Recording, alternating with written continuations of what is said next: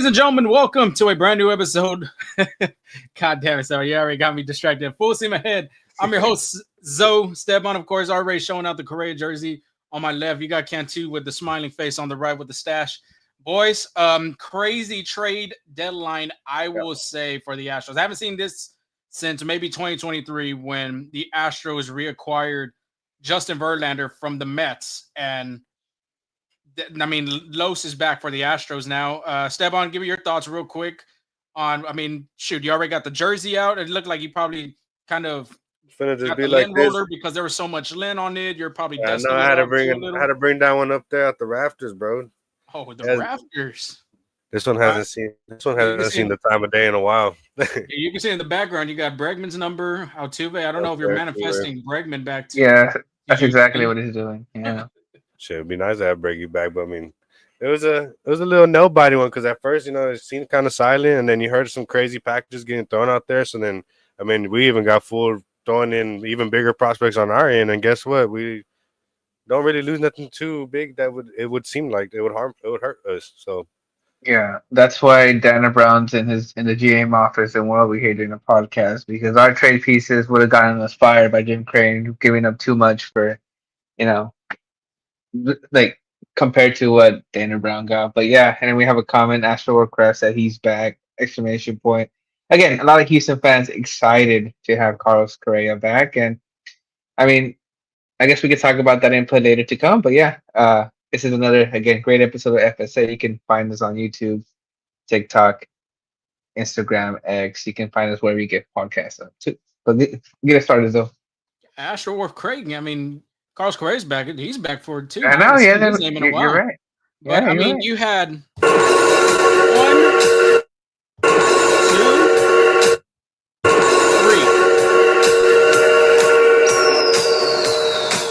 I will say this. I think 3 of these guys will go yard in an Astros uniform. Of course, you're going to have Jesus Sanchez be in an Astros uniform for a while. You're going to have Ramon Urias be with the team until 2026. And, of course, Carlos Correa with that huge contract, which we'll break down here in a little, is going to be an Astro. I guess I would say possibly for life, like Jose Altuve. yeah, he's probably And retired. that contract is pretty huge. And I was honestly, I'm being honest with you, I was shocked. I didn't think Yeah. Houston was going to get it done. I did hear the rumors about Correa coming back to Houston. I just didn't think the only process I had thought about was if the Twins would pay significantly all that money of Correa's contract to Houston, then by all means, I believe it's open for. I But- even seen something where it said something about like supposedly Correa was shutting it down or something to talk about like that it wasn't happening or something like that. And then guess what? I mean, I guess the Twins went from one night, had a bad night of sleep, and say, you know what, setting the whole everybody. Everybody got to go fire sale, garage sale, get out of here. You know what I mean? Yeah, many Twins fans not very pleased by the Twins organization right now, especially trading Joan Duran, Willie Castro, Carlos Correa. Basically part of the core. But yes, crazy. You know what's unfortunate Chris for the Paddock Twins? too. Chris Oh Paddock. yeah, Chris Paddock. I mean, the list goes on. Griffin Jacks, Harrison Bader. I mean, we can go on. Duran was a very big one for them to lose. Yeah, but they did get a good package for him. They got Mick Abel. Yeah, Mick Abel's a good. Oh yeah, Yeah. that's a Pretty very good solid from bundle. Philly. Yeah. So, but the Twins though, they do that whole garage sale, but you still have 2 star players on that roster, and one being Oh, Byron right. Buxton, who landed on the IL, and Pablo Lopez. Sorry about that. Yeah, You he's got Joe Ryan too. Yeah, Joe Oh Ryan. yeah, Joe Ryan as well. Yes, you got Joe Ryan. My fans were getting tricked over there by Bleacher Report and Yahoo Sports. I don't know if you saw that. MLB, I think on they're Fox. getting had even censored. mentioned that. They're getting censored. Yeah, no, they were going to the Boston Red Sox apparently, but the Red Sox were interested in Ryan. Though, I mean, if Houston could have found a way to get Byron Buxton, my God, that's a stacked offensive lineup. And then not just that, but you put in the Buck truck in center field, and he plays a good defensive center fielder from year to year. Had an all-star season this year as well. But yeah, let's get into it. I mean, we're not going to talk about the National Series too much. The Astros finally won a series, being able to win Game 2 and Game 3 of that series. They're now 62-47 and have a 5-game lead. It went from 3 to it's back to 5 against Seattle and Texas, which Seattle was very active in this trade deadline. We're not going to hide that. Texas as well kind of got a little bit better. But Angel, I know I had texted you on the side about this that with Seattle with these moves with Naylor and Suarez, their offense is good. I mean, we've already talked about how good their pitching is. Their pitching is really damn stacked. Houston was, like Stephon had said, was kind of quiet throughout almost the whole trade deadline going into the afternoon part. And around 1 o'clock, 2 o'clock, that's when it started getting everything situated. And next thing you know, I mean, Houston's back in it. I would say this AL West, even though it's 3.5, like Tony had said, maybe if it's 3.5, I thought it was 5. If I didn't mistakenly see that, but this second half of the season for the Astros is going to be very important for them. They're going to have to capitalize against, because they have the second easiest schedule remaining, and as of right now, they have been struggling winning games against below 500 winning teams, and they're going to have to figure that out quickly. Yeah, but But that's all. But go ahead, Sam. yeah, but honestly, I think that's just a part of a failure to have these bats produce because I mean they got all these AAA guys over here coming to see big league pitching, and some of these guys is just the first time facing big league pitching. So, some of them is gonna take a while to get adjusted to. So that's why it's like if pitching only gives a 1 or 2, 3 runs, you're not really gonna get those run backs because some of these guys are still trying to struggle how to hit the ball still in the big leagues. So Yeah, I mean, nobody was really able to come back and start a rally as much. You had to rely on Dubon, Caratini, Zach Short, somebody had a little more experience, and the rest of the guys were just like plug and play and pray for the best.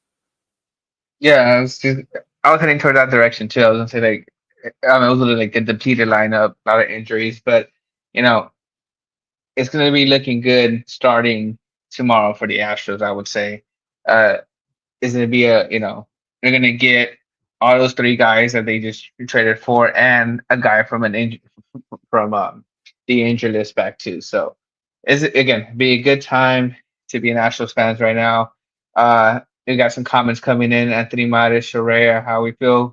We'll get those feelings up to you right now in a bit. That's how we Uh, feel, baby. That's how we feel. oh, Stefan's already showing it over there. Hey, you could just imagine what was There we go. Jose Altuve's reaction. I bet you he was like geek and smiling here. You hear what Yeah, I this don't know up? if y'all Go saw ahead. on Instagram. Yeah, on Instagram, on his story, Astros had put like a post of him saying "I'm back" with Correa, and Altuve added on his story. You know how you could comment something that you were saying, and then put it on your story. Well, not Correa. Altuve had put 2 clocks. Of course, everybody knew that time in 2021. He always pointed to the time, point to the watch. So yeah, Jose Altuve is very excited to see his compa back with Houston. And like I said, I think Correa is going to be an Astro for life. I just do not see him. If he was only going to accept a trade with his no trade clause, meaning when you have a no trade clause, you're the one at the end of the day that gets to decide who you want to be traded to, not the organization, but you as the player.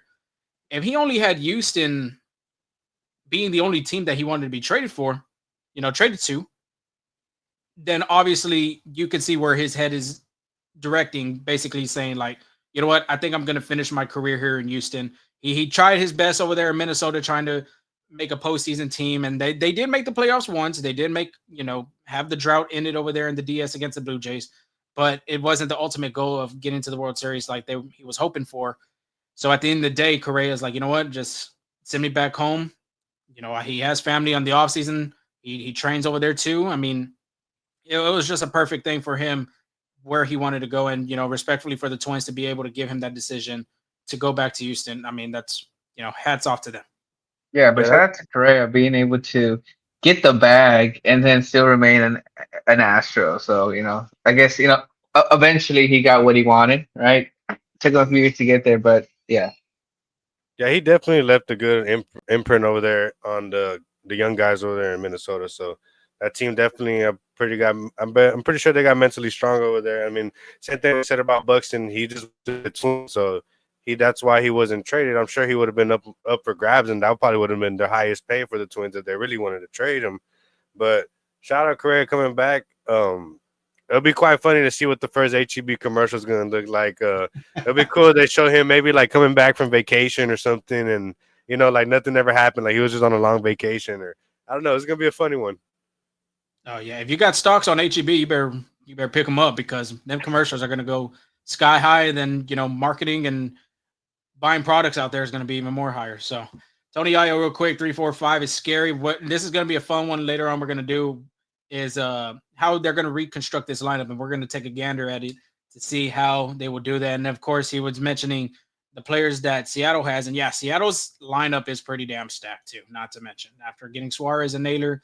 You still got Julio. You still got a Rosarena. Jorge Polanco's been hitting the ball well. You got Victor Robles returning pretty soon too. And yeah, like Tony said, happy that the Twins ate that $33 million. But real quick, Astros take that series against the Nationals Monday. They lost 2-1. Tuesday they won 7-4. Wednesday 9-1. Great series win for the Astros before the trade deadline, and for being for the organization too to see where the Astros are at and who they need to acquire. And sure enough, this is who they acquired at the trade deadline. It was only 3 players, being Carlos Correa, Jesus Sanchez, and Ramon Urias, and some cash as well, if I'm not mistaken, too, from the Urias trade. Some cash considerations. And the Astros, they traded away left-handed pitching prospect Matt Mikulski to Minnesota. And to Miami, you had Ryan Gusto, of course, pitching for Houston as much as possible, especially with that depleted rotation that Houston has. Infielder and Astros number 13 prospect Chase Jaworski, and outfielder Esmael Valencia. And then going to the Baltimore Orioles was right-handed pitching prospect Twine Palmer. Stefan, give me your thoughts on what you had seen, who the Astros acquired, who they traded away, and what just give your overall thoughts of what you thought about it. I think the Astros organization did a phenomenal job on what they're able to acquire and not try to do too much because, you've seen a lot of teams out there splurging and trading a lot of guys for, certain players. I would want to mention the team Padres. They're out there shopping and they said, well, we'll dump the farm. We're going to get what we're going to get and let's go win. So, I mean, that's just statements by different teams. Different organizations run differently. And I think the Astros handled what they wanted to do the right way. I mean, the ownership was very, very dominant about getting Correa back, and guess what? They were able to do it, and they didn't even do it. They did it with little to nothing. You know what I mean? They didn't really get rid of much. And then especially like with being able to acquire Jesus Sanchez, somebody that's like real under the radar player, but has a very good pop to him that was before predicted to be like a 30 home run hitter. Hasn't hit that prediction yet, but who knows? Maybe he moves to a different team, has a team to actually play for something, and actually has more fans to fit in the seats and give them something to play for. Might change it up. And then with the Astros organization, I mean, who doesn't want to play with Correa, Jeremy Pena, Jose Altuve, Christian Walker, Isaac Paredes, Jordan? It goes on. All the coaching players on the bench, Javier's and all those guys. It's just the team culture is going to be nice, and this team is going to be a very nice team to see play, perform, and function. That's it for me. I like the Sanchez pick. Add some depth to left field. He can play center field too. He's played center field this season, so can help Danny too. Again, can play everywhere in the outfield. Ramon Diaz, I like it as well. Yeah. Just because it adds to that depth. Can play second, third, short if needed. So he has a good bat. I think he has some sneaky power. Especially for the Crawford boxes playing at home in Houston with that ballpark. And then the Carlos Correa. And I talked to Lorenzo, and we talked about it in a group chat. I gave it a thumbs down. I didn't like it just because Carlos Correa was having a down year. Mm-hmm. And he's hitting 265, injury prone, a big contract. Just didn't seem right to fit what the Astros do. But then as I was thinking, it's like it's better than what they have, right? Originally in the lineup. So all you got to do is accept it. It's a good move for the Astros. Does it? Because at the end of the day, you want trades to make the team better. And does Carlos Correa make the team better? Yes, right? Because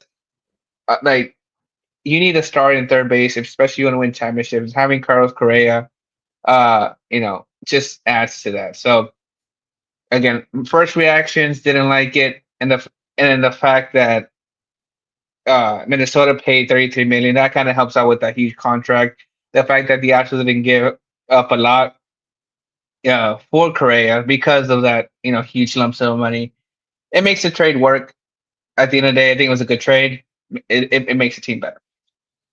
But one thing that I did want to bring up about Jesus Sanchez, he's the primary right fielder.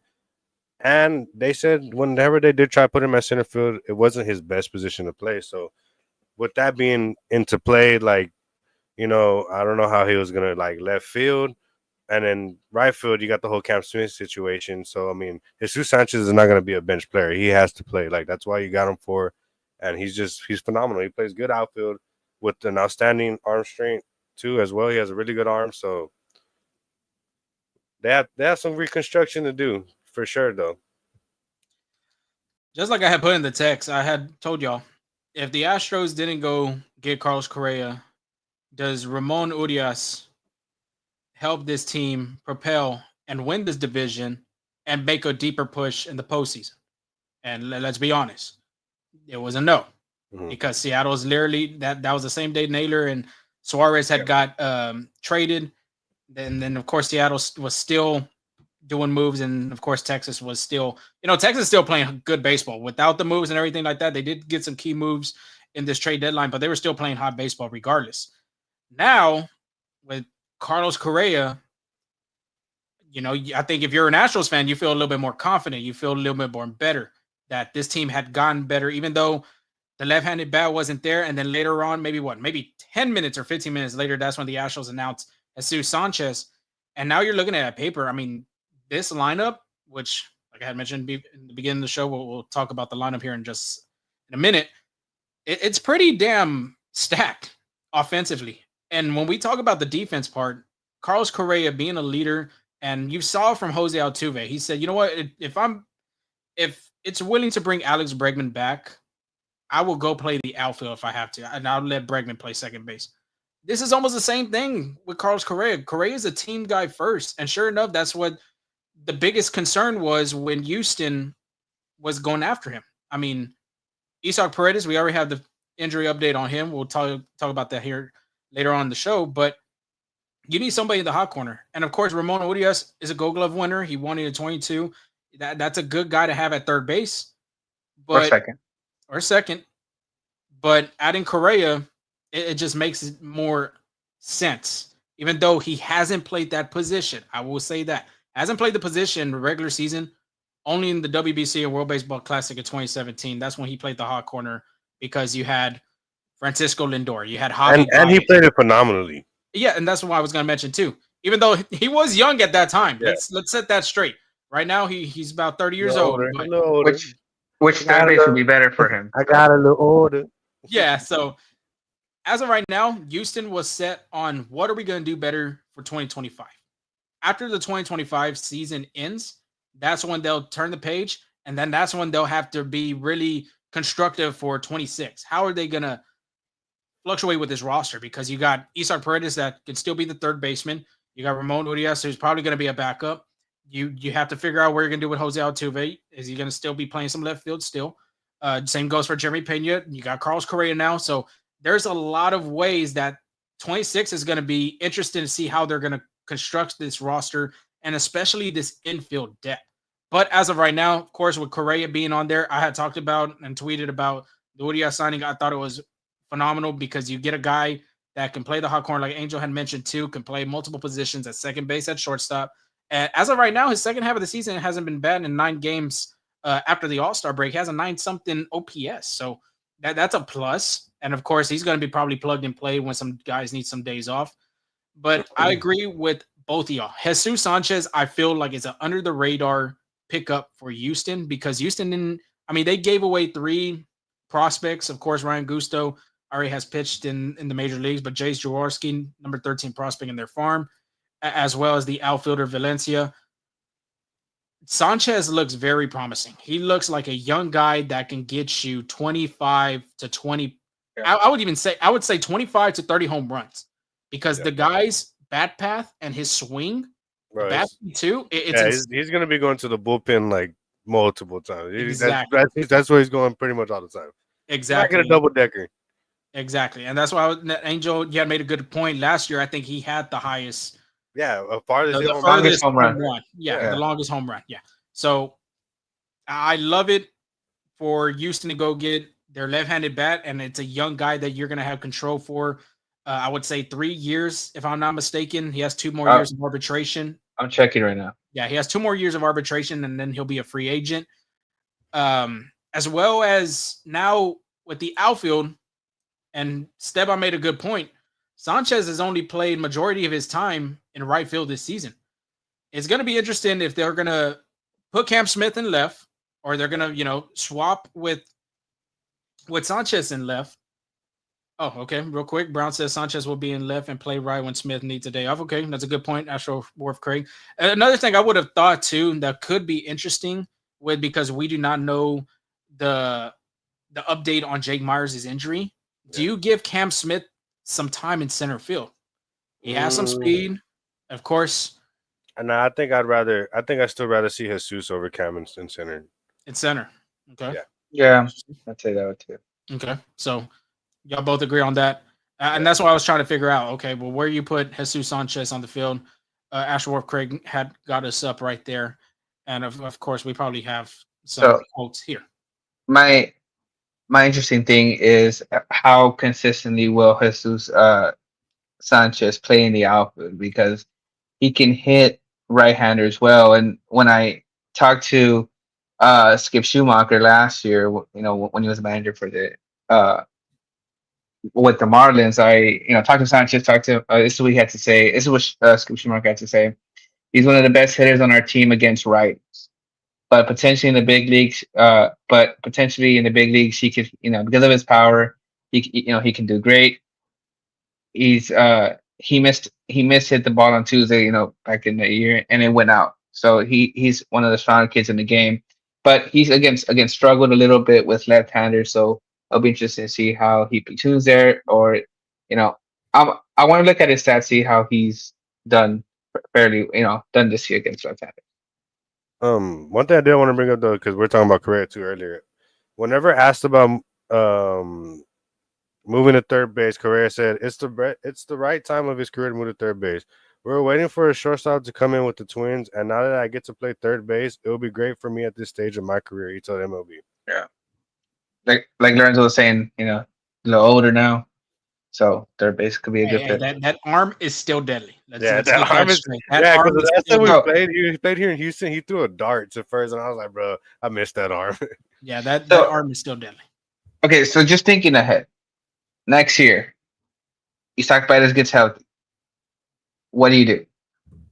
Put him at second. There is a good chance he plays at second base. And why I say that is, and I go back to spring training, he has good feed work.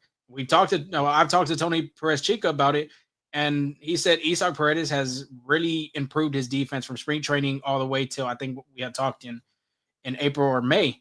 Mm-hmm. So, and I go also back to a competition that the middle infielders did, and it was really just second basemen. And it was Luis Guillorme, Isaac Paredes, I saw that, and Brendan Rodgers at second base. So that guy has some quick feet, can get a quick throw too. Of course, it's not Carlos Correa's arm, nor I would say Jeremy Pena's as well.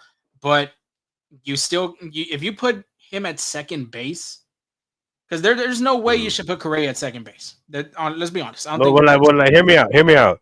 You shift the whole infield over. Pena goes second. Correa back to short. I think Pena is going to be set in stone at short because that is his position to lose. And honestly, he's not going to lose. Speed. Yeah, and he's very athletic, not to mention. So, I mean, it's still a good infield. Think about it. It's still a good infield. You got Correa, you got Pena, you got Paredes, and you got Walker. That's still not bad. But Perez does have to be a little quick at second base, not to mention. Yeah, I do have those stats for Jesus Sanchez. If I'm going to say them real quick. That's just real quick. So against left-handed pitchers, he is hitting 130. It doesn't give any at bats. against left-handed hitters just because he struggles a little bit. He's only had 7 hits this season against a lefty in 54 at bats. However, against right-handers, that's where he shines. 283. He's hit nine of his home runs against right-handers, and doing really good. So it'll be interesting to see how Houston uses him, especially with that outfield and pitching matchup. I will say this. I'm gonna give credit. I don't know. I saw it on Twitter.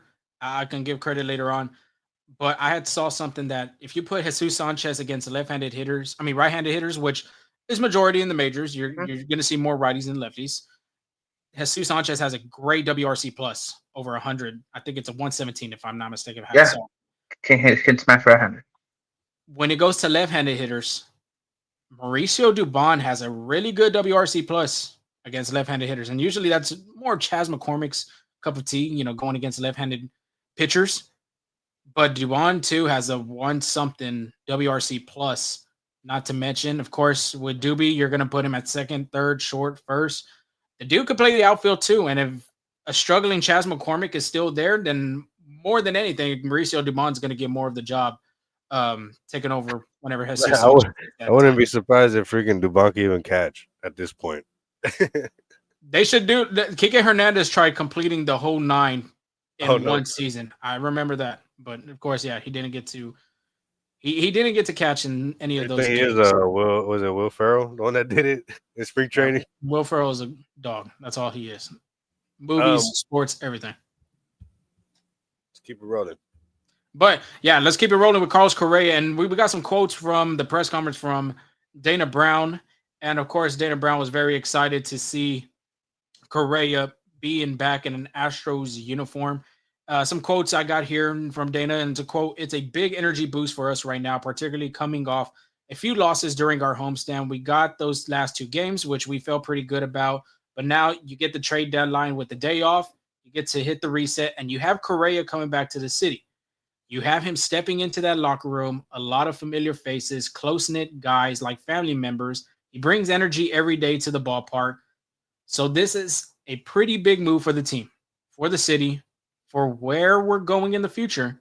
And we feel like we added this guy, and he's just going to bring a lot, not only as a player, but as a human being." Last of his quote, he says, "And his leadership skills and the energy that he's going to bring to this club. I'm fired up because I've only known him as an opponent. I remember when I was with the Braves and we played against the Astros in the World Series. I'm just dying to meet this guy. I've heard so many great things about him, and I've seen his actions on the field. He brings it every day."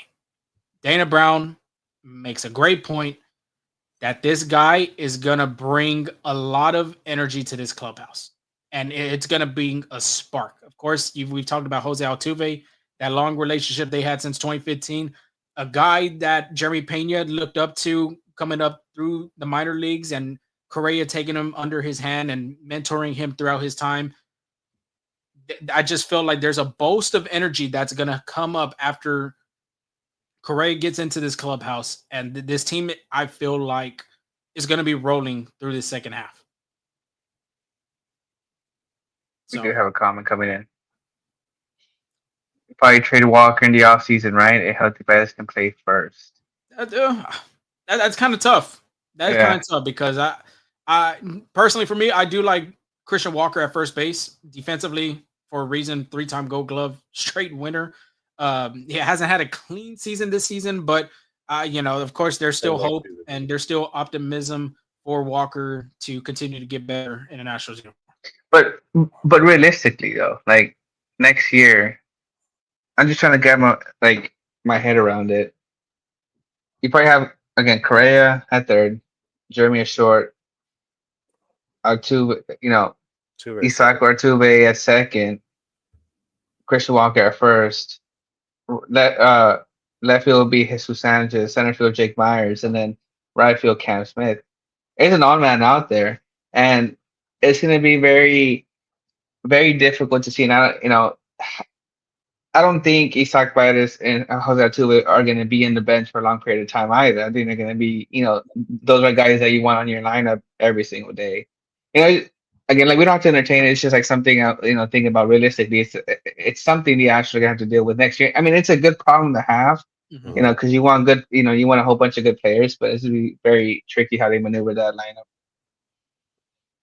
Yeah, but real quick, and I'm gonna stay with you, Angel. I had already asked him on a Okay. question about his thoughts overall, but I mean, just Carlos Correa. Of course, Astros fans have seen him through the golden era of Astros baseball. They've seen him mature and grow from a young man to an MLB Platinum Glove, Gold Glove, All Star, Rookie of the Year. We can go on with the accolades that he has. I mean, but what does Carlos Correa really mean to not just this fan base in this city, but really into that clubhouse, like I was mentioning with the energy to the Astros?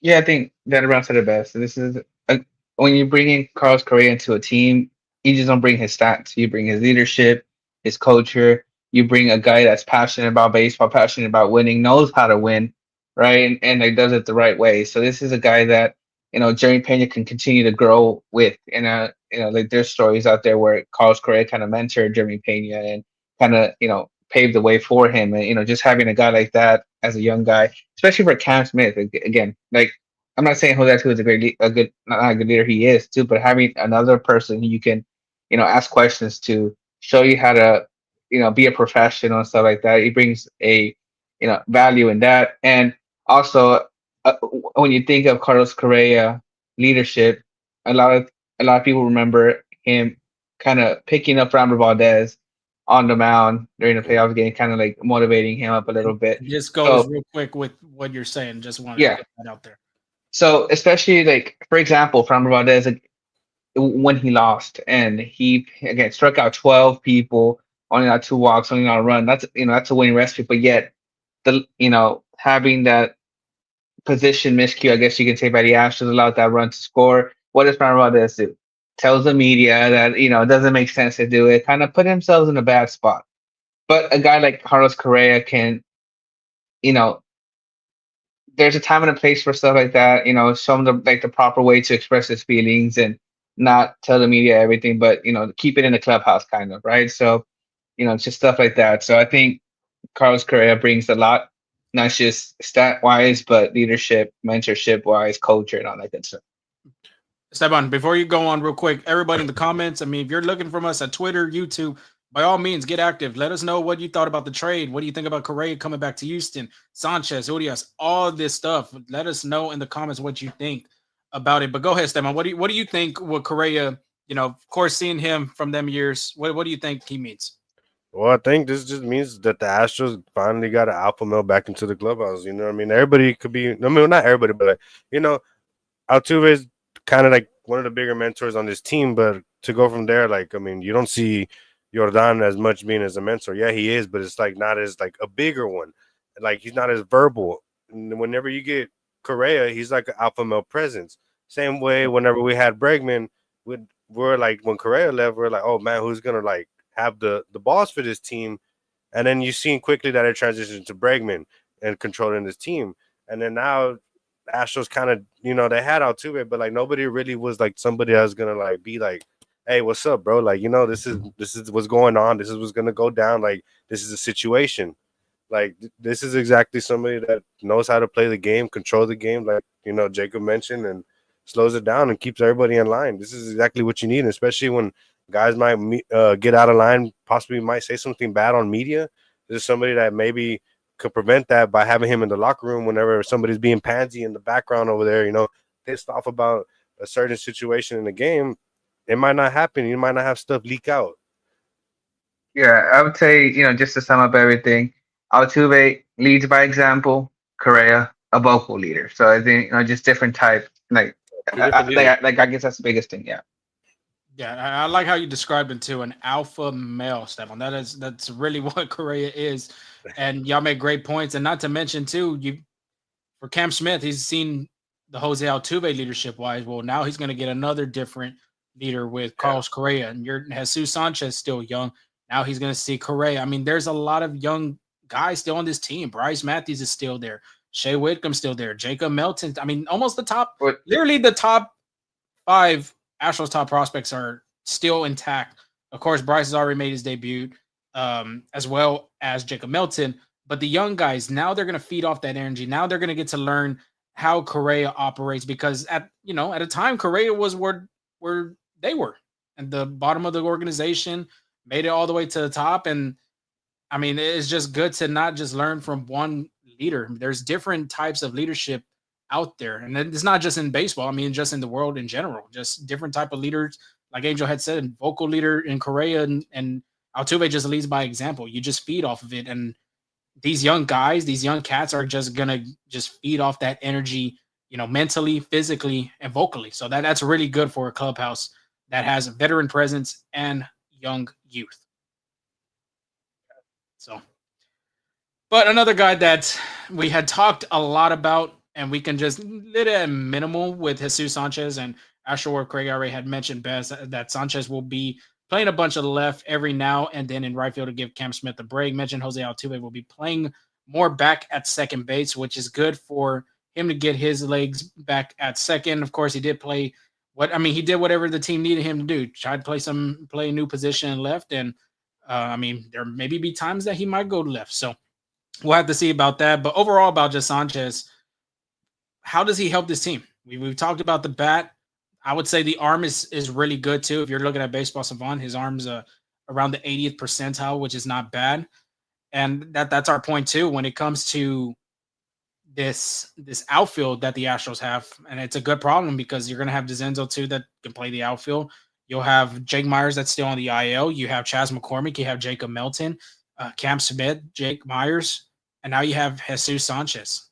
I mean, what do we think about him being in the lineup, but just being defensively, like he said, more than the left field, but a new position and new different ways to play that left field, especially the Crawford boxes. It could be tricky as well.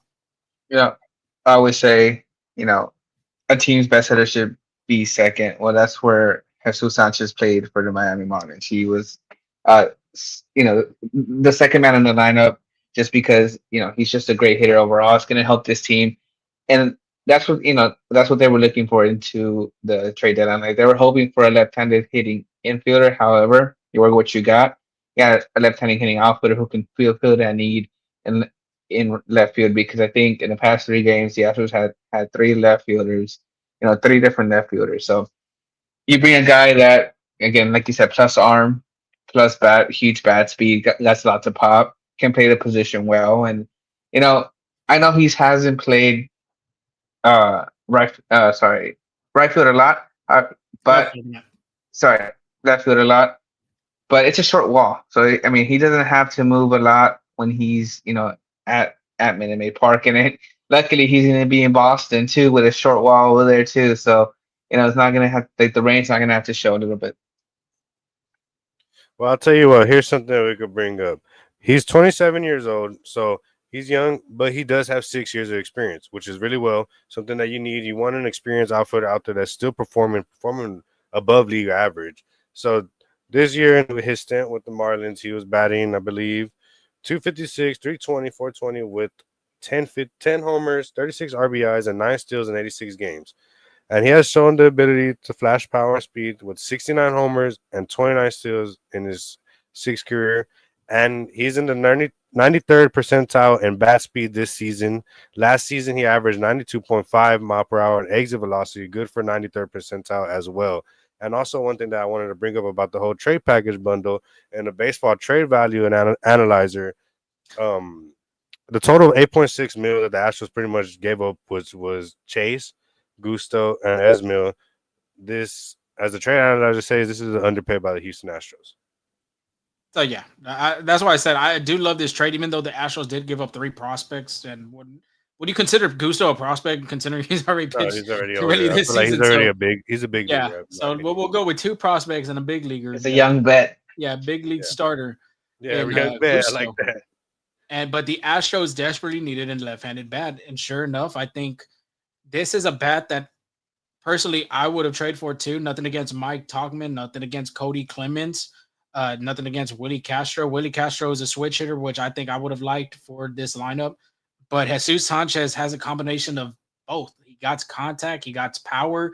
He can steal a bag if you need him to as well. Like Esteban said, he's very young. And speaking of very young, you get to learn a new position. And if Jason Bell and this Astros staff and Clark, the first base coach who works with the outfielders, if they can get Cam Smith help in right field to learn a new position in that month of March in spring training, then there's no telling how Jesus Sanchez can play that new position in left field. He has played left in 54 games of his career. So it's nothing new, but like Angel was saying, it's just going to be a little different because of the Crawford boxes.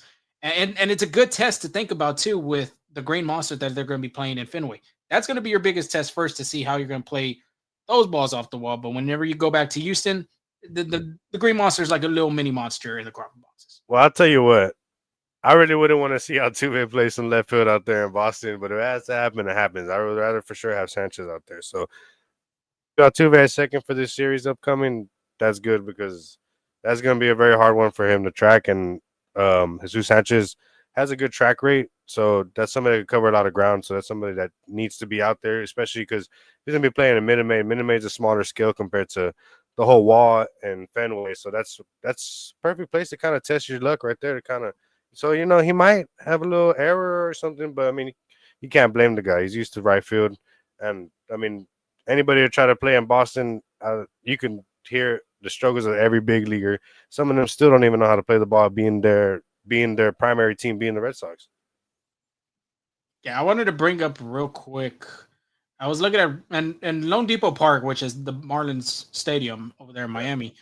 Their dimensions in right center, left center, even right field. It's a little longer compared to Dyken Park.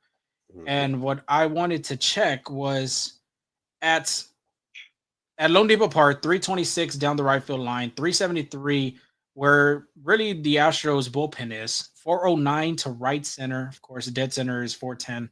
Left center is 404, and left field is 362. Wow, that is insane. Oh no, down the line, left field is 315. 362 is more of like Como's going to left center. So I mean, when you look at his stat, like the spray chart of his hits, he doesn't hit a lot of balls to the left side. More of his hits come up the middle, or of course being pull side. But with Dyken Park, 393 in right center where the bullpen's at. Or is it 393? Hold up. Give me a second. No, that's not 393. I have to look at that dimension again. But 315 on the right field side. So, yeah, I mean, it's a new ballpark. He's just going to have to figure it out. I don't see having no problem hitting at Dyken Park unless people want to talk about the batter's eye and all that stuff and get that out here. To me, that's just BS. It's just a hitter has to have a groove of things. Yeah. But I think it's a good bat to add into this lineup, a left-handed bat that the Astros desperately really needed at this trade deadline. So overall, I mean, the acquisitions we did talk about Urias, we already talked about Correa, Sanchez to end it. Boys, do we want to talk about anything before we move on? Yeah, I wanted to bring up the last one too about the Astros almost landing Dylan Cease, but in my opinion, we dodged a bullet because we could talk about that real quick.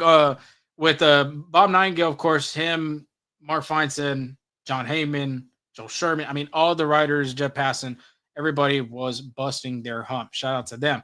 But to Bob Nightingale's point, he had tweeted Padres were asking for starter Spencer Arrighetti and 3 prospects. And Houston was all. If you would have put Arrighetti already on there, Houston was automatically going to say no because of the starting rotation's already bad. Yeah, he's already implemented. Yeah, Arrighetti's already literally going to probably pitch in Miami this coming week, this new week. So as soon as I saw the name Arrighetti, I was like, "There's just no way." And I would have been interested to see what the 3 prospects were because I think one of them would have been Jacob Melton because San Diego was asking about him, and maybe Walker Yonick. I think that's another name that could have been on their list. I would say Jenna Brown's better than me that he actually let them finish the whole sentence because as soon as I heard I'm gonna be hearing the phone down the whole ring. But yeah, I mean 3 prospects and Spencer Arrighetti that for rental with Dylan Cease. Yeah, they're trying to do something very unnice to us. Yeah, I mean the Padres that were paid for a bunch of they sent Leo DeVries to Athletics for Mason Miller. I would say I consider that an overpay, Say what? but uh, for like you said, for a rental, Dylan sees Spencer getting three prospects. Now, I wonder what the price tag for Sandy Alcantara was for a guy with more years of control. So, the Astros didn't get a starting pitcher, and that's what they wanted. But when the price is that high, I think you're just gonna have to rely on the pitchers coming back from injury at this point because that was, crazy high. Yeah, and then with that too, like I really wasn't so comfortable with going after C's because he's dang near almost a 4.0 average career ERA pitcher, and the last time he was good was I believe 2022 with the White Sox. So it's like guy that's kind of struggling like that for a couple years. I don't know, might not be too well for him. But let's just move on here. What do you guys think as the grades of the Astros trade line? And I'll start with you, Zo. What is your grade on this trade? I'm gonna give it a B. I was at a B plus, but I'm gonna give it a solid B. I think if the Astros could have found a way to get a starter, which starting pitching this trade deadline, and it's almost like every trade deadline, it is high. The price is always high because teams are desperate for starters. And I was shocked that Houston couldn't take a gander at Merrill Kelly, Mitch Keller, Andrew Heaney. Andrew Heaney is a lefty, which I mean doesn't have a strong arm, but I mean decent pitcher, I would think. Mitch Keller was always a guy that I think Houston always had them on his radar. Like Angel had mentioned with Sandy Alcantara, I could just imagine if Dylan Cease, the Padres, and AJ Peller was talking about their price tag for him. Just imagine Alcantara. Think about Cabrera too, Edward Cabrera. I Yeah, mean, that's what I was surprised that the shocking Houston part made for the me trades. though was Miami. Why would they want to? They've been playing hot baseball. I don't know if you have seen that in late. I think they're 52-50, if I'm not mistaken. They've been playing great baseball. So for them to be able to not trade away them two pitchers was really good. And of course, you still got Yuri Perez, which their rotation is going to be damn sick next season. But yeah, if the Astros could have landed a starter, I would have probably put this at an A minus. But other than that, they reacquired Carlos Correa. The homecoming coming back to Houston, I think it's going to light a spark in this clubhouse. You get some infield depth with Ramon Urias, and of course Dana Brown, and the Astros get their left-handed bat with a young guy that I think that's going to make a huge impact for the years to come. Yeah, I'll give it a B plus. I'm just getting that plus up a little bit because I agree with you. I think if like they would have gotten a starting pitcher, I would have gave it an A plus depending on which pitcher it was. And Kelly was a guy that you talked about a lot. I think that deal was doable, but they made three trades. Did the team get better? Yes. Did they give up anybody in the top 10 prospects like other people were doing? No. So I think that's why I gave it that B plus. They like the prospects are still there, and maybe next year, if so, highly regarded process, you can get another pitcher. What you say for this year. I think the Astros are comfortable with their addition just because, like I said earlier, they're getting Getty back, they're getting Christian Javier back, hopefully Luis Garcia as well. So I think Can I B add plus something real was a. quick to Go ahead. Mitch? Oh, Go ahead. You kind of cut sorry off, about so I that. didn't I hear. didn't know you were talking. The damn service on my side was all messed up. No, go ahead. Go Finish ahead. off. No, I was basically done. Go ahead. No, I was gonna say real quick. Mitch Keller Oh yeah, got Cole Drake, who's their number 5 prospect in their farm. Left-handed pitcher Mitch Bratt, number 9, and right-handed pitcher David Hangeman, who's number 13. So they got 2 of their top 10 prospects. That's a like that's barely off the top 10. So just at that. Sorry about that, Angel. Go ahead. Yeah, it's all good. It's all good. Go ahead. but me personally, it's not gonna be a letter y'all would expect, but I'm gonna give them an I because it was I. They did an I job. They did a good job by not overpaying. That's what I mean. Our group we're gonna overpay the way that what we predicted and stuff and who we thought we were gonna be gone would have been overpay. But for somebody like the Astros, since they already made we're already in conversations with the Marlins.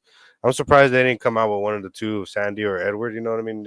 If you didn't give up one of your top 10 guys, then maybe you could have given maybe one of the top 10 guys, or two, or like maybe a top 10 and a top 20 for one of the starting pitchers. Because that's where I'm pretty disappointed that we didn't come home with a pitcher. But one thing we did come home with is that we came with pretty much some depth, what we needed. Yeah, absolutely. Yeah. So what's the grade then for you? I It's custom. Come on, man. Nah, There's but no that's a damn B. way. That's a B. Like honestly, yeah, just a B regular, just because. Yeah, Yeah, so I think Yeah. consensus all around. Yeah. yeah, it's So all yeah, around we overall. average, I guess, A B. a A B. B. Yeah. What would number be? Like an 86, 87, 88? 85, 85. 'That's 85? the No, teacher. I'd give it a little bit more. I'd give it an 86. It's, But Rangers what? rotation now. His voice at 86. What's wrong with that? Yeah, Come on, man. That you're meeting in the middle. A high B is an 89, and a mid B, just a regular B, is an 85. That's what 85. That'd be 86. 85 would be in the middle because the B is from 80 to 89. So what's a B 80. plus? A B plus would be the 89.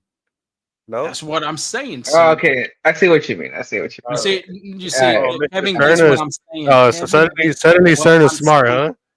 Kevin gets what I'm saying. You boys need to Kevin. go back to school. Apparently, Kevin's good at math, from what I heard. So All right. See, y'all boys got to go back to school. But just real quick, just wanted to show the Rangers rotation what that's going to be like. It's pretty nasty. Jacob deGrom, Nathan Uvalde, Merrill Kelly, Patrick Corbin, Jack Leiter, Kumar Rocker.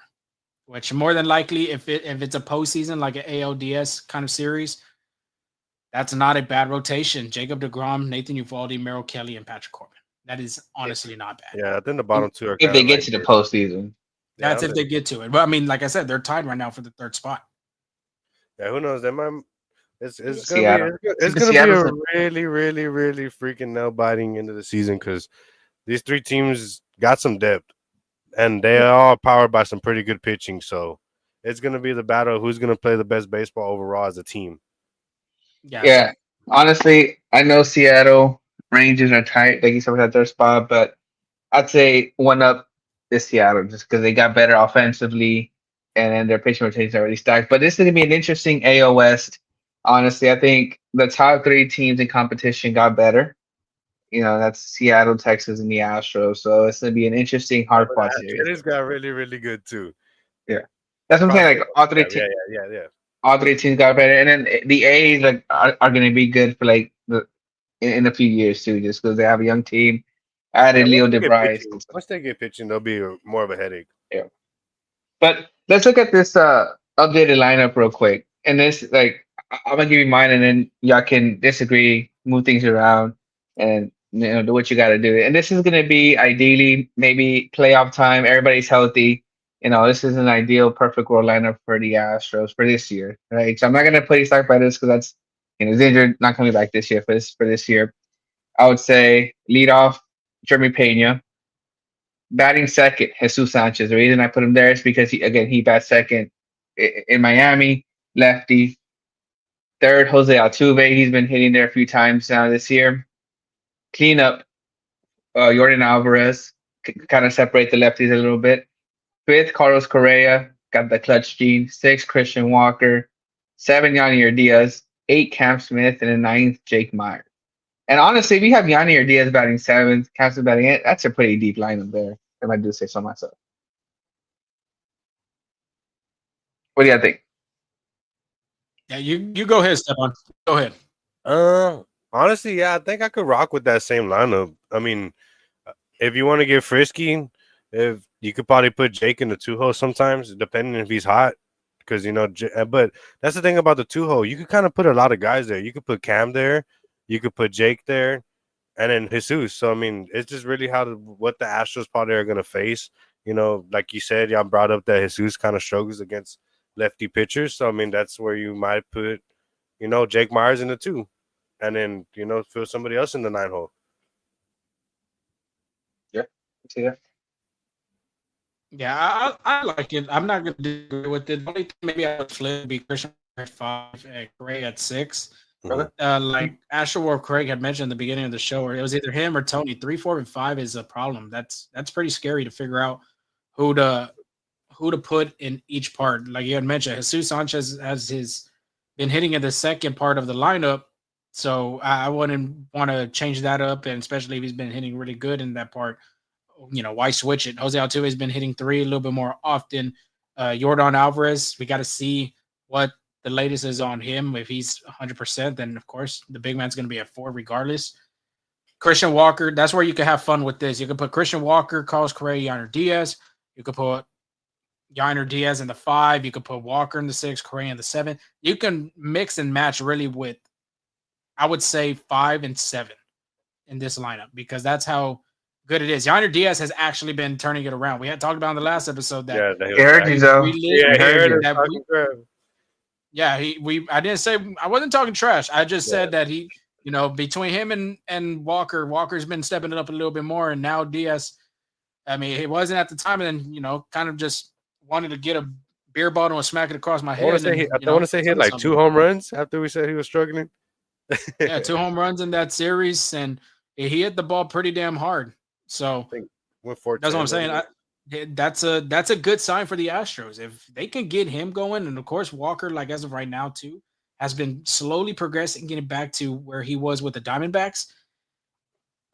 This lineup is stacked. This lineup is very, very competitive. It reminds you almost of 2023 too. I mean, 2023, Jose Abreu was still hitting the ball really good at the time, and of course you would have to figure out 7, 8, and 9. And with this one, you got Cam Smith, who's had some spills of having some hot streaks and some cold streaks, and then of course Jake Myers has been hitting, probably had one of his best offensive seasons so far this season, but we don't know how the severity of this injury is for him. So that's why it's going to be interesting how the Astros, do this roster with Myers out of the lineup. Who's going to play center? Who's going to play left? Who's going to play right? That's why I mentioned if Jose Altuve plays left field, you give Urias at second base, then play Sanchez in center, play Cam Smith in center. Switch and swap with them. So if we're talking about healthy lineup, like you were saying though, Angel, I think that's the one to go. I would just, for me personally, I think I'd probably put Christian Walker over Correa. But like I mentioned, 5, 6, and 7, you could really play around with that. Or how comfortable would you be putting Jordan Alvarez at second, Jesus Sanchez at 4th, 5th there? I don't like it. I like Sanchez in the second spot. That's what I'm saying. If he's been comfortable there at the 2 spot, why mess with it? I think if he's very comfortable, it's just like Jordan. Jordan had mentioned at the beginning of the season. And you remember Angel at Astros Fan Fest, he had mentioned he's like he wants to stick to one part of the lineup, and that's where he just wants to be. And I think that goes for everybody, I would say, because there's been different lineups. I will say for 100 something 100 different lineups. Yeah, 100 something opening day. So a lot of players would be happy to be in one spot. I could tell you what, with this second half that we're about to go into, especially like after all these guys come back, especially Jordan, I think this team's going to be a power lineup with the guys that we have. It's pretty deep, and you should have some sluggers. I mean, Altuve is not. People don't see him as a slugger, but he's at 18 right now. I see him getting 25 plus this season. The way he's playing right now, 25 plus seems really doable for him. Yeah, like we're saying right now, you got 5, 6, 7. You can play around with that. Carlos Correa, Christian Walker, Yainer Diaz, and one of those guys is going to be batting 7th, right? But the fact that one of those guys all 3 of those guys could easily be 3, 4s, and any other team too. So it's just very deep. So as of right now, though, if we had to predict the lineup for Friday's match against the Boston Red Sox, yes, for tomorrow, you're probably gonna look like, and you guys can cut me off if you want. I'm gonna go with Jeremy Pena, Jesus Sanchez, Jose Altuve, Christian Walker, Yainer Diaz, Carlos Correa, Ramon Urias. You can have Victor Caratini in one of them DH spots, and Mauricio Dubon. I would just add Cam Smith. In the lineup. Cam Smith too, not to mention. Yeah, I mean, Caratini has been playing good too. You got to put him somewhere in the mid part. Yeah, absolutely. Yeah, I mean, again, like you can play with that 4, like you said, 5, 6, but I mean, middle of the part of the lineup. Wouldn't be upset, surprised if that was a lineup. Just the way you said it. So. Yeah, I want to see how the lineup is going to look tomorrow. It's going to be crazy because I mean, you still got guys like Cooper Hummel. You still got Taylor Trammell on the roster too. So I mean, who sees what they go with there?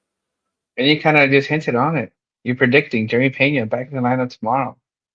Yeah, I mean, I think there's a report out there that could be Yeah, coming pretty soon about him coming tomorrow because he already hit a shot in Constellation Field. He's like, yeah, I think I'm ready to go back. absolutely. So yeah, we got fans even going crazy. Kevin's going crazy over here. And then one thing for these fans too. I mean, this is gonna be exciting little things because this weekend the Astros go to Boston, and then this is Bregman versus what's gonna be Correa's first game as an Astro again. And then when Correa comes back to Houston, his first game is going to be against Bregman again. It'll be Bregman's first time in Houston again. So you got a good little upcoming events, little drama coming up. Drama, but little friendly predicting- competition.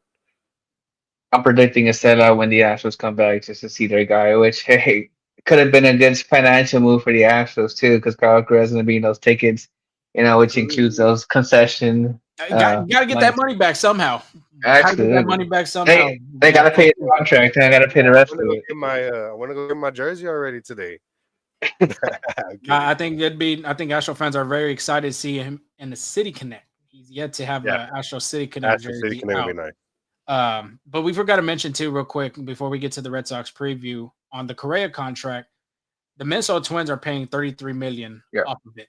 So it goes from I think it's 103 to 70 million that the Astros are going to pay off. That's how many years again? I forgot. I believe it's 6 years. I can double check for you. But if you looked at Chandler Rome, he had mentioned on his article that who other than Mr. Jim Crane played a big part. 6 year. 6 year? Yeah. So he would be a free agent. Well, it's vesting, right? Yeah. Vesting. Which I think he would agree. Yeah, that's why I said I think he's going to be an Astro for life unless something happens that he just doesn't want to be in Houston no more. But Jim Crane was a big factor of bringing Carlos Correa back to Houston. And if Crane wants somebody, he's going to tell Dana Brown and he's going to tell the organization to get it done. And sure enough, I think even Dana had mentioned on one of these, if I'm not mistaken, on one of these interview questions that had asked him about, did Jim Crane had say anything about this and like, did he have a say so? And I want to say, if I can find the tweet, I will tell y'all. But it was kind of something like he's very flexible and he's giving you the keys to the car basically to drive. Like he's going to allow you to do what you want, and he's going to have this team be very competitive as long as he is the owner of the Houston Astros. So that's good to have on your team, not like Minnesota, who's going through a lot at this moment of all their players being traded, and of course having a new buyer buying over there in Minnesota. Yeah. So just a few notes here. So in 2029, it is a vesting option of 25 million. But if Carlos Correa does one of these things, he has 575 plate appearances in 2028. He's either top 5 in MVP voting in 2028. If he's a 2028 Silver Slugger, 2028 LCS MVP, 2028 World Series MVP. So if Carlos Correa does one of those things, he'll get paid the 25 million. And it's the same scenario for the rest of the vesting options, just the plate appearances go down. That makes sense. I just found the code right now. This is Dana Brown talking about Astros owner Jim Crane. Quote, he gives us the freedom and flexibility to make the decisions. So, and that's why I said I think Jim was very big, just like the Justin Verlander trade. I think he was like literally he was very adamant. Same thing for Carlos Correa. One thing that should get a lot of y'all really excited though is Correa's quote, "I'm coming home. There's only one goal in mind, and that's to win championships. Not a championship, championships." And that's the only reason. When Dana Brown was first announced as the Astros GM, many people said that this keeps the window open for the Astros dynasty, I guess you can say 8-7 more years. And do you see that happening with these moves that he's making so far? I agree. I think I can see it. You have Altuve for a while. You have Correa now for a while. You still got Yordan Alvarez all the way to 2028. You got a rookie sensation that can be a big time all star in Cam Smith. Jesus Sanchez is still young and growing. Isaac Paredes is young. I mean, you have a good, you got a good nucleus, basically, what I'm saying. You got a Yeah, good foundation of young and veterans, and of course, the veterans are going to get older. They're gonna, their playing is going to go down. It's not going to be like how they were as a spring chicken. But I still see this team as a competitive team, and with the AL West in particular, it's going to be more tougher. I mean, the A's making that move for Mason Miller, and they were able to get the Padres' number one prospect. And of course, that squad over there is very young. Seattle's pitching rotation's still good and still young. Got Julio over there. Got Cal for a while. Randy's over there. I mean, the AL, and I feel like a lot of executives and TV analysts give the AL West. This is my opinion. I just feel like they give them shit. Like they don't think they're good. They don't yeah, think the division is the strength of the American League. Well, I beg to differ because literally almost every World Series has had an AL West team. If we could go back, you erase the Yankees in 24. 23, you had the Rangers. 22, you had the Astros. 21, Astros. Um, 2020 was the Tampa Bay Rays, which is an AL East team. I don't know if y'all want to count it. Y'all can count it if y'all like. 2019, the Astros. 2018, the Red Sox. 2017, the Astros. 2016 was the Guardians. Well, it was the Cleveland Indians. My mistake. And they should be called the Cleveland Indians. And 2015 was the AL Central Kansas City Royals. So just think about what I just said. I mean, you heard my name say the Astros. Of course, I said the Rangers. But the American League West is a very competitive division. It's nothing hidden. The Angels are trying to get back on track, and they got some young talent, not to mention either. But for the future, like you were saying, about 5 to 7 years, man, it's tough. I think the American League West is wide open. It's honestly wide open. Even though the Astros have owned it for a good while, it's wide open for the future. Absolutely. Absolutely. But again, speaking of the AO East, the Astros will face Alex Bregman and the Boston Red Sox, who have a 59 and 51 record. Third in the AO West, and their 6-1 last 10 games. I'm gonna go pretty quick. I kind of want to know time crunch here because we got some stuff to do later on today. So I want to keep you out here too long. But Friday starts with Hunter Brown versus TBD. Hunter Brown is 9-5 with a 2.54 ERA versus the Athletics. He did pitch 5 innings, 4 hits, 1 run, 2 walks, 5 strikeouts. And if you're Hunter Brown, I'm sure he's happy July is over with because it wasn't a pretty month for him. This is his ERA by month. March/April, 1.22. May, he had a 2.93 ERA. June, 1.19 ERA. And in July, a whopping 5.454 ERA with a 1.42 whip. So a lot of more walks in July, too. So I think he can get back on track there. Again, the pitcher for the Red Sox still unannounced, so they'll find out tomorrow who they play against. Oh, yeah, who they pitch against. Yeah, I think Dustin May is a Red Sox now. yeah. I can't remember. That one was a crazy one because they got rid of him quick. But that trade was honestly a good one Tibbs for them. is who And they got the Red Sox number 5 prospect too. Yeah, Not to that's mention. what I'm saying. That was a really crazy one. Dodgers know how to finesse. They know Yeah. how to. They already did that once with Mookie Betts. So same victim too. yeah, Garrett. But I believe that was supposed to be Garrett Crochet's start. I think they're just giving him another rest day or rest. a rest start. I don't know. Workhorse, yeah. So So I wonder who we're gonna see. I don't think it'll be Dustin, man. When was the last time he nah, pitched? I don't think so either. I mean, the trade literally just went down today. I would doubt. Yeah. They're gonna Suit up. Fenway say, hey, you're gonna pitch today, so get your routine going. Yeah, so it'll be interesting to see who it is. I don't think it'll be a bullpen game, but again, I wouldn't be surprised either if it is. But you know, it'll be interesting to see. But Saturday's matchup: Colton Gordon versus Walker Buehler. Gordon 4-3 with a 4.74 ERA versus the A's. 5 innings pitched, 6 hits, 4 runs, 6 strikeouts.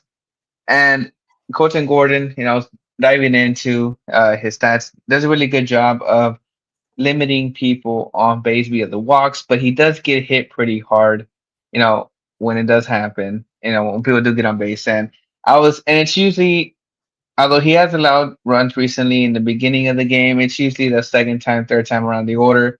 Looking at his ERA based, on order wise. So first time through the order, he has a 2.88 ERA.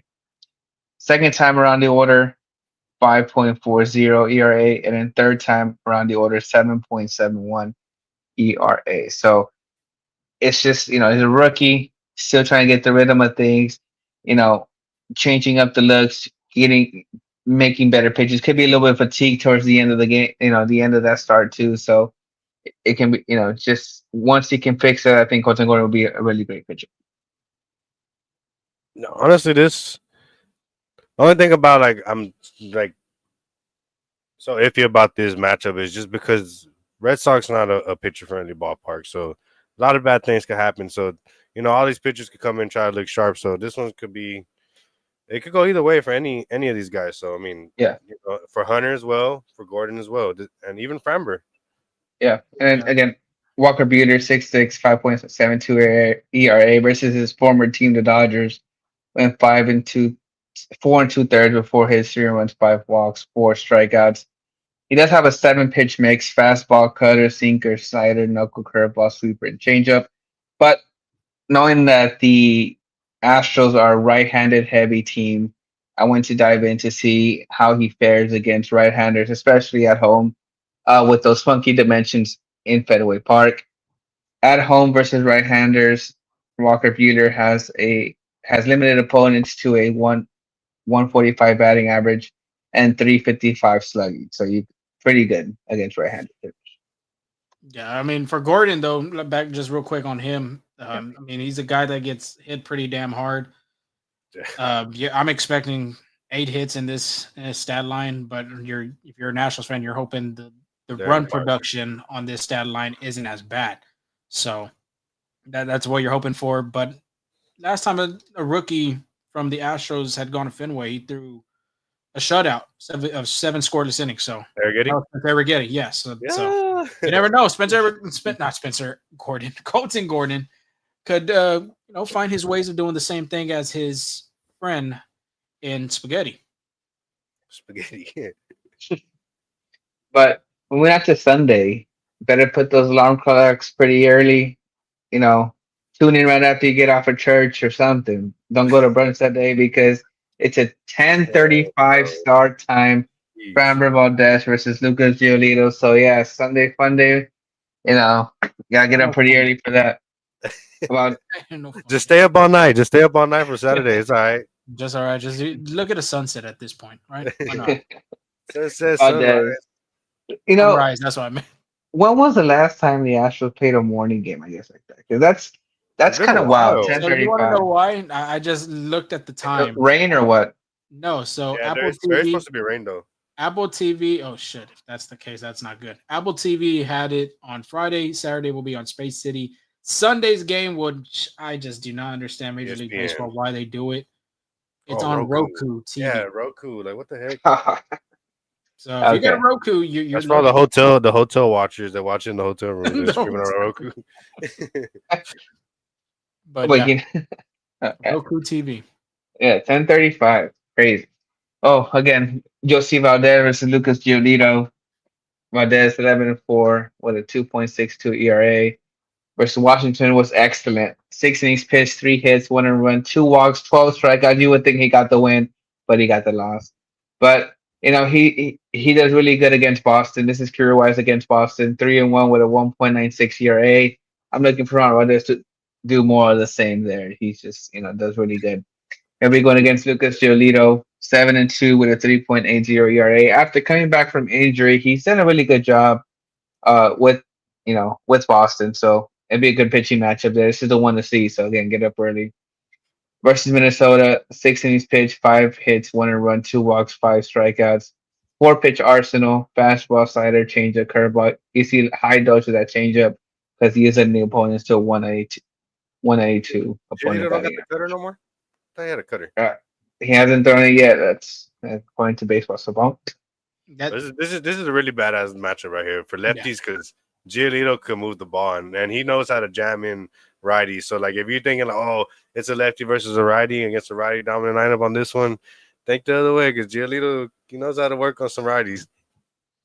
Hey, man, Framber Valdez though, that number against Boston in his career, that's if you're Yeah, a Nationals fan, you're that's big. licking your chops. 3-1 with a 196 ERA. That is pretty impressive. With the team though, that's very really good offensive hitting team. You got Roman Anthony, you got Alex Bregman, of course, who It hits it should be very their first well. time, huh? Roman and Marcelo probably facing Framber.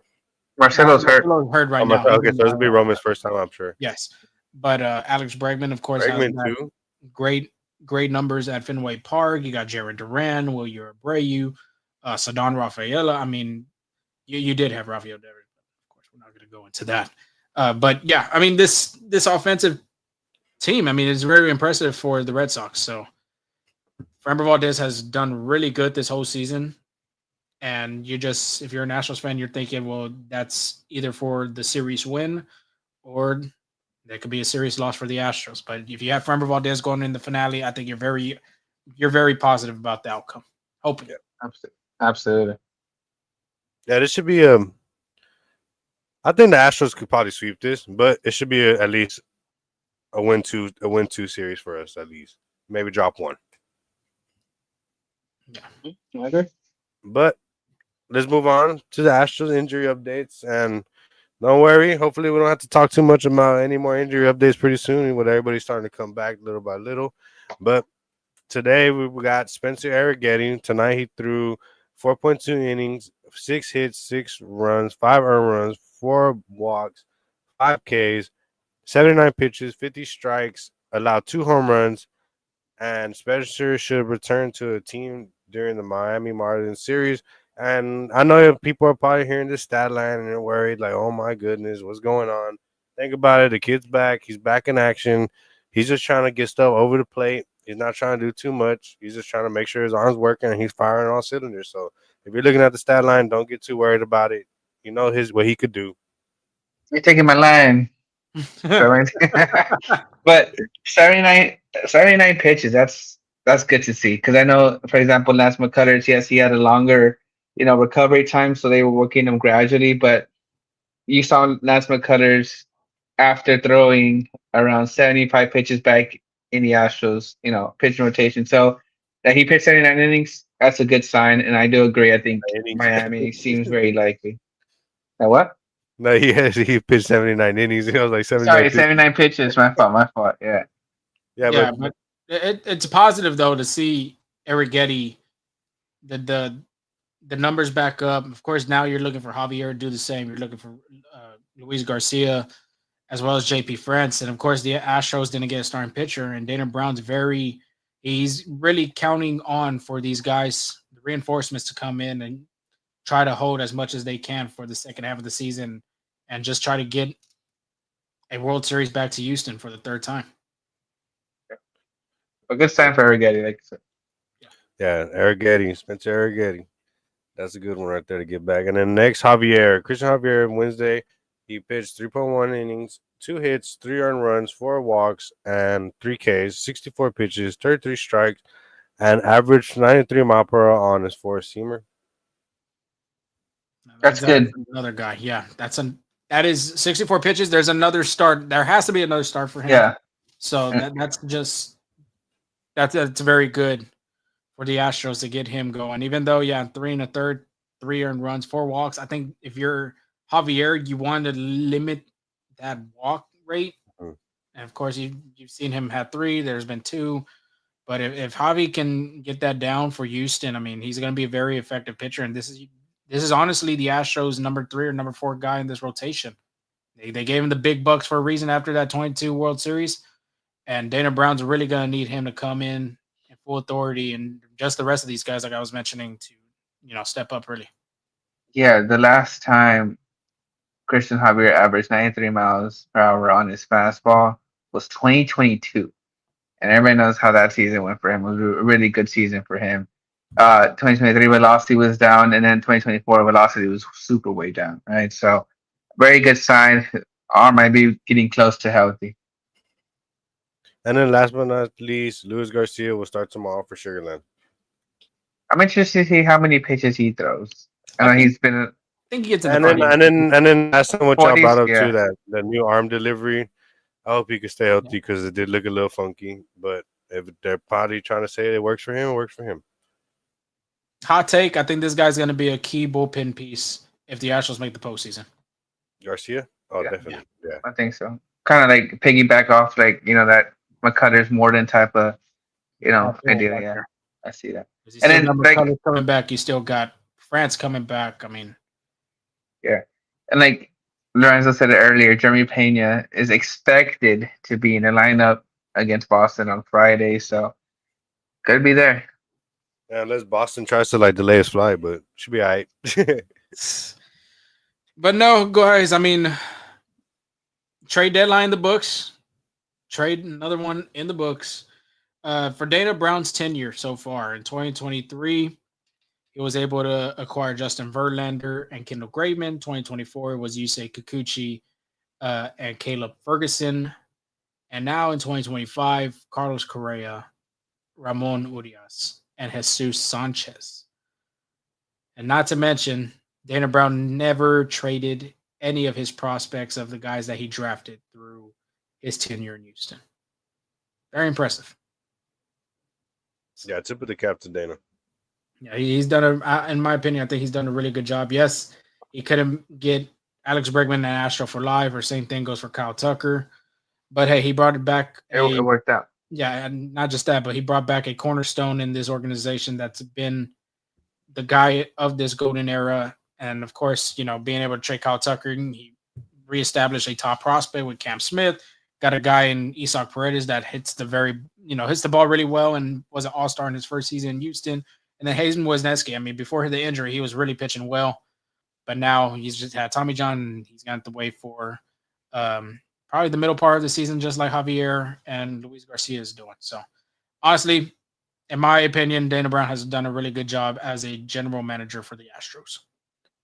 Yeah, and then he did all of this as well as keeping the Astros under the tax threshold. Oh, yeah. That's not to mention that. There you go. Love to hear that.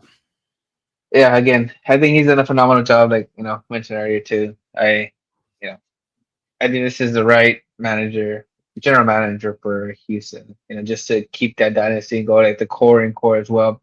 I mean, I think not re-signing Bregman kind of worked out, like you said. They added 3 guys for 1, so obviously like, they're not going to pay 500, 600, 400, thousand for a Kyle Tucker. So you get something out of him.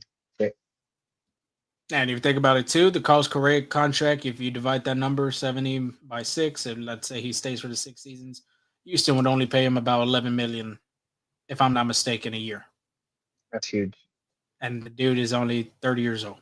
So, of course, he'll be getting up in age whenever that contract continues to go on. 38. Yeah, about 38. Just depending if 37, Houston wants to, if they want to let him go with the vesting option and all that good stuff. So. But yeah, I mean, go ahead. I know you want to say something. I was going to say, do you think if Correa plays well the rest of the way, is that number retired or what? That's a good question. That's a very good question. Stebby, you want to go on that one first? I think if he gets another ring, yeah. Oh, I agree with that. How about some All-Star appearances with no rings? With some silver slugger or something like that. Yeah. I mean, the guy already has a platinum and gold glove in the Astros uniform. So I think regardless, I think he has a very good layout to become a retired Astro just because of so much key moments that he has had for us in the past, and who knows what he's going to bring to the table for the future.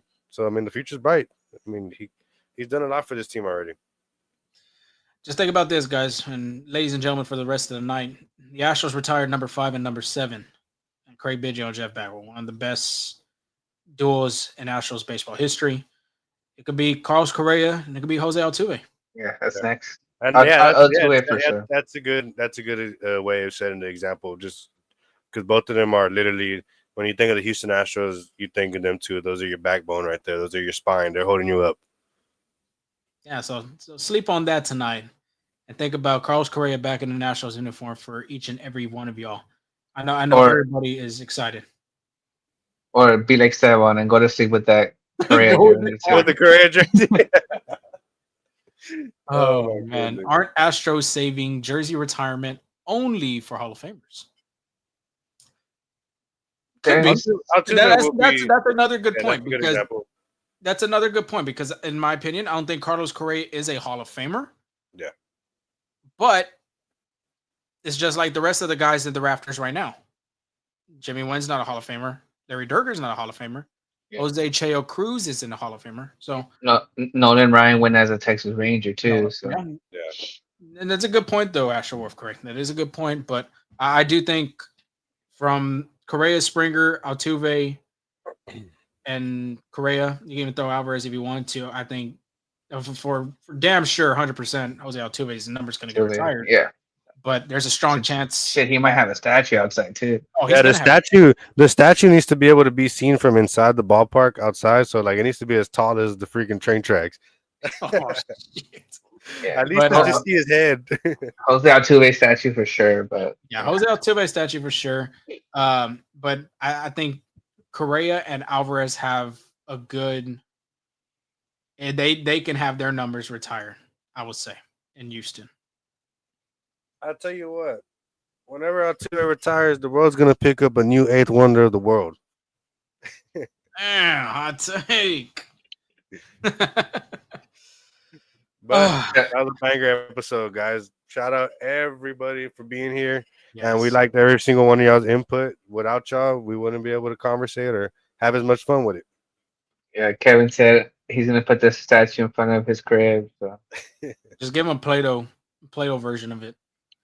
But like Stebby said, yeah, I mean, biggest crowd of the night. We appreciate each and every one of y'all. It's gonna be 11 o'clock Central Time in Houston, Texas, down in H-Town. Cantu, I know Stebby already got his words out of his mouth. Unless you want to add more, Stebby, but Cantu, you got anything before we go? now this is the biggest crowd of the season. You know, we had bigger crowds last year, so we're looking for those numbers to go up for sure. But we appreciate all of y'all. Thank you for listening. Thank you for hearing us talk baseball for an hour and 30 minutes. So, you know, like someone said, without y'all, this wouldn't be possible. So appreciate all the support. Like I said, giveaways will be coming soon. Like I said, too, a ticket giveaway could be arriving now earlier this month because I know a lot of Astro fans are excited to go see Carlos Correa back. And that's another thing. Well, we can talk about that whenever we find out. But is he wearing number 1 or is he wearing number 4? Has to be number 1. Has to be one. Has to be number 1, right? Yeah. But as of right now, Brandon Rogers has that number. I'm sure. That jersey song gotta happen. You gotta come up out there. Hey, are you gonna see his Correa just come all from their behind? social media videos, I've seen all of them things all today. I'm sure Carlos Correa can find a few bills in Brendan Rodgers' locker, you know, for that number. So That'll be interesting. Let's see what number he decides to wear. But I mean, I ain't gonna lie, C4 sound pretty hard too, though. Yeah, Nice little that's what they used to call him in Minnesota, CC4 or C4, like Stebby said too. Yeah. So that's pretty cool. And of course, it's not the energy drink or the pre-workout. Talking about the boom. the bomb, yeah. But yeah, I mean, heavy road trip for the Astros with Boston. After that, it's going to be Miami. So we'll give you the recap of the Boston Red Sox series, get you that preview of the Miami Marlins. Maybe the Astros see Ryan Gusto in one of them appearances.